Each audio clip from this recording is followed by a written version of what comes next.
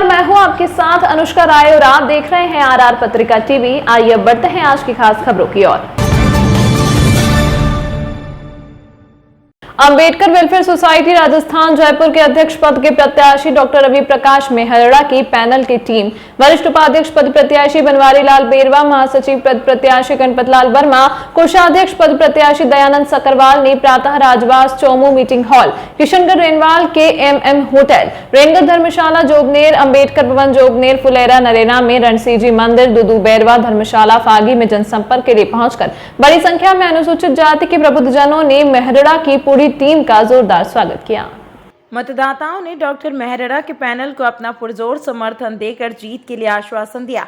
अंबेडकर भवन जोबनेर में बड़ी संख्या में महिला पुरुषों ने भाग लेकर मेहरड़ा के पैनल को भारी मतों से विजय बनाने का भरोसा दिया। डॉक्टर रवि प्रकाश मेहरड़ा की पैनल की टीम ने अपने समर्थकों के साथ जनसंपर्क कर मतदाताओं से रूबरू होकर अपने पैनल के लिए वोट मांगे। सभी मतदाताओं ने जगह जगह भव्य स्वागत किया और जीत का आशीर्वाद देकर विजय श्री दिलवाने के लिए आश्वस्त किया। सत्यवीर सिंह आईजी सेवानिवृत्त, मनीष देवंदा प्रदेश अध्यक्ष, बलाई मेघवंशी महासभा, सूरज हनुमान भाटी, मुकेश कुमार रैगर राष्ट्रीय प्रवक्ता रैगर समाज सहित अनेक लोग मौजूद थे। दिया था, आपने एंजॉय किया यार, डबल कर लिया, डबल से भी आगे चले गए। तो आप बाकी लोगों को, नए लोगों को आपको मौका दे रहा। आप भी आना चाहो तो आओ, भले स्वागत है आपका, लेकिन वोटों के रास्ते से आओ ना। आपको ये दूसरे रास्ते क्यों अपनाते हो? और आप लोगों ने जो गाड़ी कमाई का पैसे से जो मेंबर बनाए, उसमें वहाँ एसी लगाना, वहाँ पे फॉल सीलिंग लगाना, यार वहाँ नए नए जो टॉयलेट की सफाई करवाना, कोई उसमें टाइलें लगवाना, ये समाज का पैसा समाज के बच्चों के लिए हमने इकट्ठा किया था कि कोई समाज की पीड़ाएं होंगी, उसमें ये काम में लगे। तो ये भाई लोग उस काम में लग गए और ये कहते हैं कि साहब ये करोड़ों रुपए आ गए, इसको पूरा निपटा के जाएंगे। तो मेहरबानी करके 13 तारीख को इनको सबको विदा कर देना। मैं तो इतना ही कहना आया था। और रवि प्रकाश मेहरड़ा साहब, चूंकि दिल्ली में उनकी अर्जेंट मीटिंग इस कारण से हुई कि जाना डीजी पुलिस को था, और डीजी पुलिस, एक नया डीजी पुलिस बनने से, उनको रिटायर होने से उन्होंने उनका नाम कर दिया कि आप जो केंद्रीय गृह मंत्री की जो मीटिंग है उसमें आप चले जाएं, जिस कारण से वो नहीं आ पाए। तो हम सबको उनका प्रतिनिधि मान लेना, क्योंकि वो हमसे अलग नहीं है और आप हमसे अलग नहीं है और वो भी आपसे अलग नहीं है। उनके मन में थी कि वो आप लोगों के बीच में आते, लेकिन उनकी इस मजबूरी के कारण से वो नहीं आ पाए। उनका चुनाव चिन्ह छाता है। तो हमने वो जब कहने लगे कि साहब ये चुनाव चिन्ह कौन सा लेना चाहते हो, तो उन्होंने वो देखा कि यार ये छाता लेंगे अपन। छाता क्यों लोगे, ये तो अजीब सा दिखता है। कहने छाता लेंगे कि पूरे समाज को, पूरे अनुसूचित जाति समाज को एक छाते के नीचे लेके आना है, इसलिए अपने को छाता लेना। दूसरा, रेलवे वाले जो बीएल बनवारी लाल बेरवा साहब है, ये रेलवे में इनका चुनाव चिन्ह रेल का इंजन है। नाम इनके दूसरे सामने वाले प्रत्याशी का भी समान है, लेकिन इनका चुनाव चिन्ह रेल का इंजन है। अपने कोषाध्यक्ष साहब साइकिल पे है। वो कहते हैं कि यार मैं तो साइकिल चल के लोगों से धन इकट्ठा करूंगा, समाज में जो पीड़ित और जो वंचित लोग हैं उनको आगे लाने का एक मैं रास्ता ढूंढूंगा। और आपके इलाके के रहने वाले, अब गड़बड़ क्या होगी कि एक इलाके के दो आदमी आ गए। अब आपको ये चुनाव करना है कि किसका कितना दिमाग और दिल और बाकी चीजें हैं। गणपत लाल जी वर्मा साहब आपके करण के रहने वाले हैं। ये जनरल सेक्रेटरी पे चुनाव लड़ रहे हैं। इनका चुनाव चिन्ह ताला और चाबी। इन्होंने पुराने वालों में कई बार ताले लगाए थे। तो उन्होंने कहा कि लोगों के दिमाग के भी ताले खोलेंगे अपन और सोसाइटी के भी ताले खोलेंगे। सोसाइटी आपकी सोसाइटी होगी, आप हर आदमी उसका उतना ही हिस्सेदार होगा। हर आदमी उसमें कोई भी एक्टिविटी करने के लिए जाएगा, उसका कोई पैसा टका उसको नहीं देना पड़ेगा। तो पैसा टका देना पड़ेगा जितना ही कोई पानी बिजली का कोई खर्चा हो, वो नॉमिनल पैसा उस काम के लिए इतना लिया जाएगा। रवि मेहरड़ा जी नहीं लड़ रहे, ये चुनाव हम सब लड़ रहे हैं। ये सबका चुनाव है। आप भी अध्यक्ष का चुनाव लड़ रहे हो, आप भी जनरल सेक्रेटरी का लड़ रहे हो, आप भी उपाध्यक्ष का लड़ रहे हो, आप भी ट्रेजरर का लड़ रहे हो, और पूरी सोसाइटी को आपको खड़ा करना है।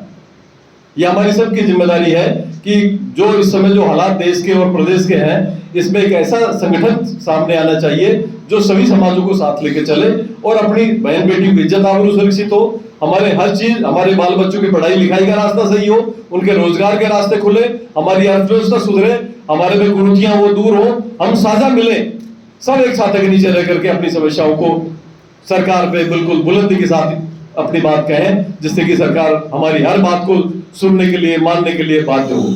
और आने वाले समय में हम ऐसा भी इंतजाम करें, क्योंकि हो सकता है वो 5-10 साल आपको इस काम के लिए लग जाए, ताकि फिर बाद में सरकारें भी आपकी बने, जिसमें आप अपनी सरकार चलाओ। ऐसी स्थिति सोसाइटी के रास्ते से हम राजस्थान में करना चाहते हैं। आप लोगों ने 90% से कम पोलिंग नहीं हो और उन 90% में 100% वोट मुझे मिले, तो मैं सोचूंगा कि धन्य हो गया, गांव मेरा पूरा साथ है।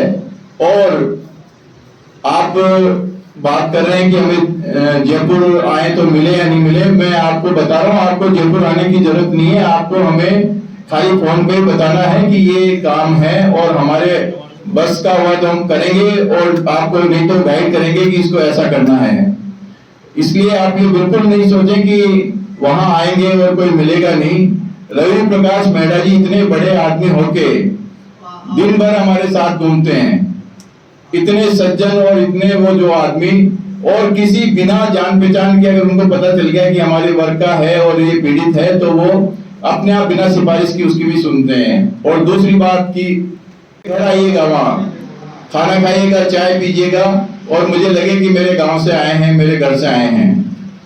इसलिए आप एक ही है कि इसके लिए आपको हमें और हमारे पैनल को जिता के भेजना पड़ेगा, तो वो आपको कोई वो नहीं है। ये पैनल को बहुत सोच समझ के समाज ने तैयार किया है, और मैं आप लोगों से तो यही निवेदन करूंगा कि आप जो आज हम ये बोल के जा रहे हैं, अगर इस चीज पे हम खड़े नहीं उतरे, आप हमें कुर्सी से हाथ पकड़ के उठा देना है, आपको अधिकार है। Thank you. अवधि में कुछ बातें सुनी और सोशल मीडिया पर ऐसी आवाज उठी कि जो हमारा सर्वोच्च संस्था है उसकी सर्वोच्चता को बनाए रखना चाहिए और इसके चुनाव लोकतांत्रिक ढंग से हों, सदस्यता बनाने का अवसर दिया जाए, और उसके तहत जो हमारी सदस्यता 33,000 थी उससे बढ़कर के 70,000 हमारी सदस्यता होगी। और 70,000 सदस्यता होने के बाद में अब हम लोगों का ये परम दायित्व हो गया है। पहले कुछ जिलों में इसकी सदस्यता थी और कुछ जिलों के बाद उसमें प्रशासनिक भवन बना, फिर छात्रावास बने, कॉन्फ्रेंस हॉल बना, पुस्तकालय लाइब्रेरी बनी, ऐसे कुछ कोचिंग के बड़े बड़े हॉल भी बने जिनमें RSIS की कोचिंग कराई गई है। ये इंफ्रास्ट्रक्चर खड़ा करने की तरफ कुछ कदम उठाए गए और उसमें सभी का अच्छा योगदान रहा। लेकिन अब जो बदलता हुआ दौर है, जब हमारा आरक्षण खतरे में है, हमारे साथ एट्रोसिटी हो रही है, जो संविधान को बदलने की बात की जा रही है, निजीकरण हो रहा है, और एक तरह से राजनीतिक पार्टियों में भी हमारी उपेक्षा हो रही है।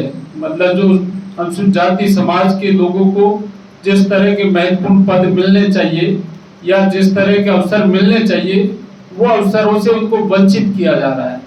और वो इसलिए किया जा रहा है कि कहीं न कहीं हमारी यूनिटी का अभाव है, एकजुटता का अभाव है।